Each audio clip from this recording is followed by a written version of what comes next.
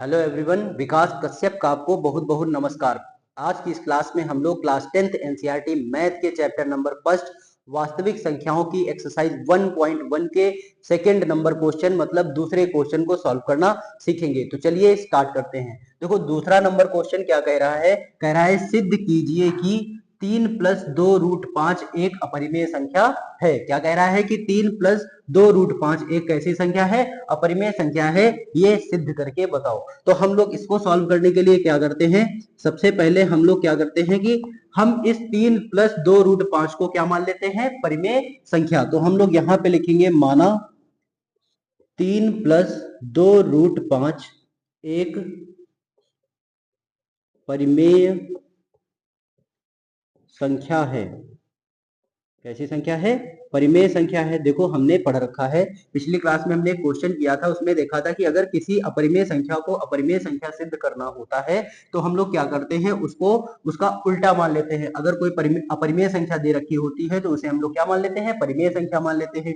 और परिमेय संख्या का मतलब होता है ऐसी संख्या जिसे p/q के रूप में लिखा जा सके। तो अगर हमने 3 + 2√5 को एक परिमेय संख्या माना है तो इसका मतलब क्या है कि हम लोग 3 + 2√5 को हम p/q के रूप में लिख सकते हैं। p होता है अंश और q क्या होता है, हर होता है। और कहता है कि जहां q 0 के बराबर नहीं होना चाहिए, क्यों 0 के बराबर नहीं होना चाहिए। और ये भी कहता है कि ये जो p मतलब अंश की जगह पर जो संख्या लिखी होगी और हर की जगह पर जो संख्या लिखी होंगी वो दोनों संख्याएं कैसी होंगी, सह अभाज्य संख्याएं होंगी। और सह अभाज्य संख्याओं का मतलब होता है ऐसी संख्याएं जिनके बीच में एक के अलावा कुछ कॉमन ना हो, जिनके बीच में एक के अलावा कुछ कॉमन ना हो। अब देखो यहाँ पे हमने क्या कर दिया, 3 + 2√5 को p/q के रूप में लिख दिया। अब यहां से हम लोग √5 की वैल्यू निकालेंगे। देखो √5 की वैल्यू निकालने के लिए √5 को छोड़कर बाकी सबको उस साइड भेज दो।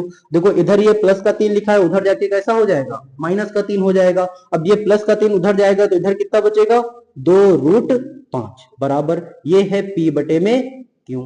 अब ये प्लस का 3 इधर आके कैसा हो जाएगा, माइनस का 3। अब देखो यहां से ये बचा है 2√5 बराबर।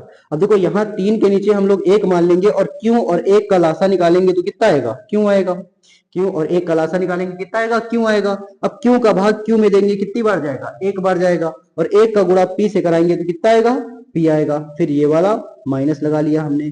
फिर देखो 1 का भाग क्यों में देंगे कितनी बार जाएगा, क्यों बार जाएगा। और क्यों का गुणा 3 से कराएंगे तो कितना आएगा, 3 क्यों। अब देखो हमें √5 की वैल्यू निकालनी है तो 2 को भी उस साइड भेजना पड़ेगा।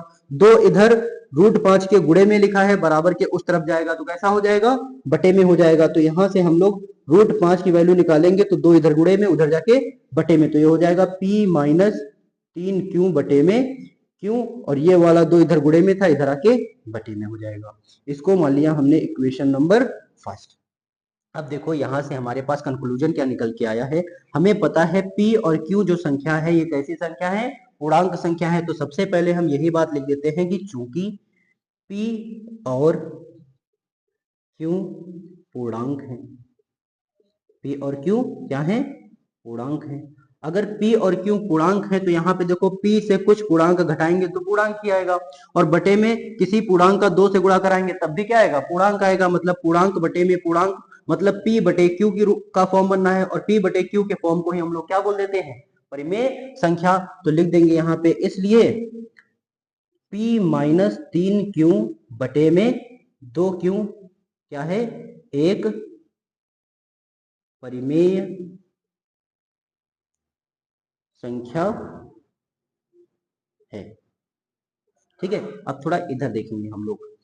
ठीक है, क्या लिख दिया हमने, p - 3q बटे में 2q क्या है, एक परिमेय संख्या है। अब देखो अगर ये परिमेय संख्या है, देखो समीकरण 1 में क्या दिया है, समीकरण 1 में p - 3q बटे में 2q किसके बराबर दिया है, √5 के। तो लिख देंगे यहाँ पे समीकरण 1 से, या फिर हम ऐसे लिख देते हैं परंतु, क्या लिख देंगे हम लोग, परंतु p - 3q बटे में 2q किसके बराबर है, √5 के। किसके बराबर है, √5 के। देखो p - 3q बटे में 2q बराबर किसके है, √5 के। और √5 क्या होता है, √5 है अपरिमेय संख्या। तो यहाँ पे लिख देंगे जो √5 जो है वो क्या है, √5 जो अपरिमेय संख्या है।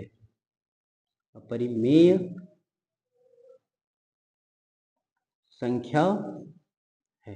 तो क्या निकाल दिया हमने कि परंतु ये जो वैल्यू है किसके बराबर है, √5 के बराबर है, और √5 क्या है, अपरिमेय संख्या है। तो हमने लिखा परंतु p माइनस 3q बटे में 2q बराबर है √5 के, और √5 जो अपरिमेय संख्या है, जो √5 मतलब जो अपरिमेय संख्या है, मतलब √5 एक अपरिमेय संख्या है।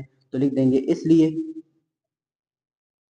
इसलिए हमारा कथन